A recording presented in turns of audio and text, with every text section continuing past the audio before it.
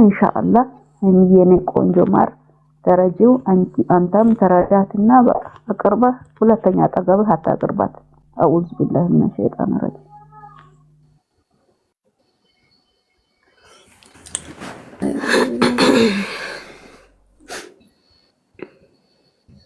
እሺ መጨረሻ ማለት አንዳንዶቹ አሁን የእውነት ነው ብላችሁ ልታስቡት ትችላላችሁ። እኔ በብሩኬ በኩል ምንም ሌላ ህይወት እንደሌለው ጠንቅቄ አውቀዋለሁ። ብሩኬ ምንም ነገር ህይወት የለውም። ግን እዚህ ጋር ሃይሚዬ በእርግጥ ምንም የምታውቀው ነገር የለም። ሃይሚዬ እያወራችሁ የእውነት ነው የተነገራት ነገር ነው። ግን ልጅቷ እኔ ከብሩኬ ጋር አውቆ ሃይሚዬን በቃ የተፈተነች ነው ብዬ ነው የማስበው። ሌላ ነገር ኖሮ አይደለም። ሌላ ነገር ሊኖርም አይችልም። ብሩኬ ሃይሚዬ ብቻ ነው፣ ሃይሚዬ ብሩኬ ብቻ ነው። እዚህ ጋር ደግሞ ደስ ያላችሁም ልትኖሩ ትችላላችሁ። እድሜ ልካችሁ ታራላችሁ እንጂ እነሱ መካከል ምንም ነገር አይፈጠርም። ምንም ነገር መቼም ብሩኬና ሃይሚ መቼም አይለያዩ። መቼም አታስቡት። መቼም ቡታጀራ ላይ አፋችሁ ከፍታችሁ የተቀመጣችሁ አላችሁ። ነገሩ ቀድሞ የሚያስጠቃው እኮ የሀገር ልጅ እኮ ነው እና ማናችሁም ብትሆኑ ማናችሁ መሃላቸው ላይ ማንን ገብቶ ሊለያቸውም ሊለዩም አይችሉም። ብሩኬና ሃይሚ መቼም አይለያዩ። ይሄ አታስቡት። ይሄ ሰይጣንና ወሬ ጠላት ወሬ ነው እንጂ ብሩኬና ሃይሚ መቼም አይለያዩ። የምትረበሹ እህቶቻችን ያው ከመውደድ የተነሳ ነው። ረጋ በሉ።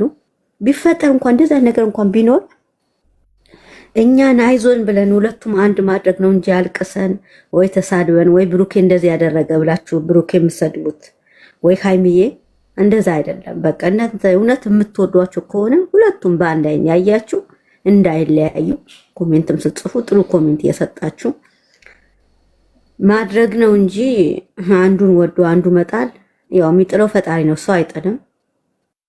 እና እንደዚህ አታድርጉ።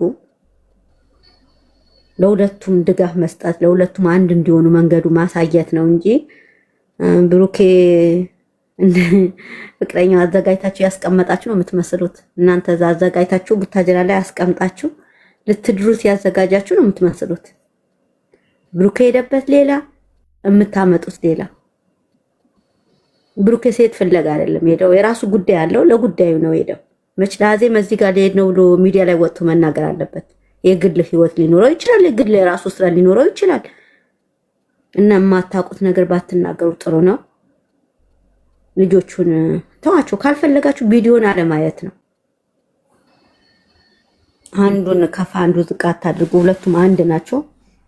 እላችኋለሁ። እናንተ ወዳችኋለሁ። ለማንኛውም አመሰግናለሁ። እና እላችኋለሁ ውዶች፣ ተረጋጉ። እኛ መዳም ቤት ያለነው እህቶቻችን ተረጋጉ። ራሳችሁን አረጋጉ።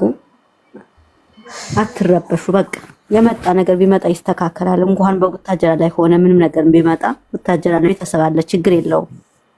ከቤተሰብ የሚያርፍ ነገር የለም። እና ተጫወቱ፣ ዘና በሉ ውዶቼ። ወብስዬ ደግሞ ምን ነው ድምጽሽን ዝማሽ? ወብሴ የለሽም እንዴ? እንዴት ናችሁ? ሰላም ነው? እናት መስዬ ሁላችሁም ሰላም ብያለሁ። አላገኘሁ ናችሁ? ደህና ናችሁ? አለን። ዛሬ ደግሞ መስዬኔ እናት ይላችሁ። እኔ እኮ የገረመኝ ምን እንደሆነ ታውቂያለሽ? ህዝቡ ሽምግልና ኒካል ያስር ነው ብሎ ህዝቡ የሚጠብቀው ሌላ ቪዲዮ እየመጣ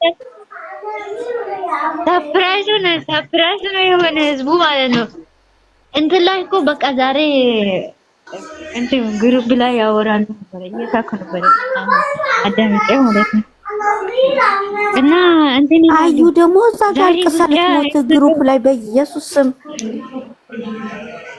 አንቺ ሚሚ ሹፌ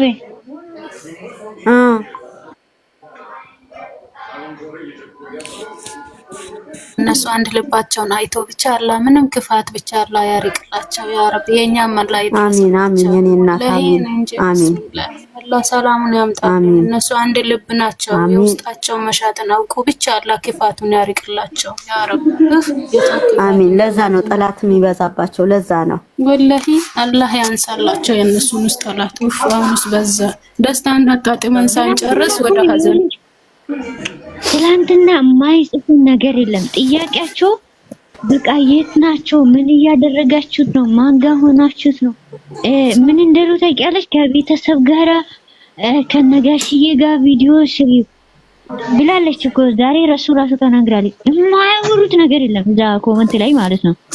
ይሄ ደግሞ እኔ ዛሬ ከሙሼ ጋር ይመጣሉ ብዬ ጠብቄ ነበር። እግዚአብሔርን ቤት ሄዳ ከሙሼ ጋር አብሮ ይመጣሉ ብዬ ነበር ጠብቄ።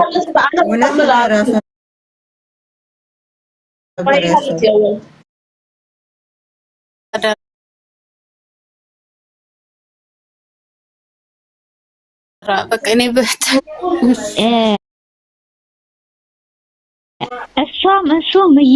እሷም ያለችበት በሴት ሳይድ እሱም በወንድ ሳይድ ሆነሽው አንቺ ራሱ በሷ ቦታ ላይ ሆነሽ ህይወቴ ላይ የሚመጣው እንደዚህ ቢሆንስ ብለሽ የራስሽን ህይወት ማስታወስ አለብሽ።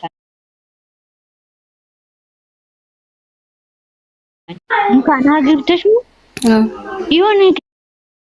የሆነ ነገር ይመጣብሻል። ይሄ እኮ እያለ ነው አግብታችሁ ራሱ ይሄ እንትን ላይ ምንድነው የሚባለው በአማርኛ አላውቅም። ሰው እኮ አግብቶ ራሱ አንዳንድ ወንዶች እኮ ውጭ የሚሄዳሉ አይደለ እንዴ? ውጭ ትክክል። እኔ እኮ በሳም ቦታ እኮ ተረድቻለሁ ነው ደስ ቦታም ደግሞ የድሮ ፍቅረኛ ህይወትን ለማስተካከል ይኸውላችሁ ከህይወታችሁ ውስጥ መቼም አይወጣም። እንደዚህ አይነት ነገር ይወጣል ወይም ብላችሁ የምታስቡ ነገር ከሆነ መቼም የማይወጣ ነገር ነው። ምክንያቱም ያ ሰው ራሱ ጥሎ ስለሄደሽ እኮ ነው የሚበጠብጥሽ እንጂ አንቺ ጥለሽው ብትሄጂ ኑሮ ምንም ችግር የለም።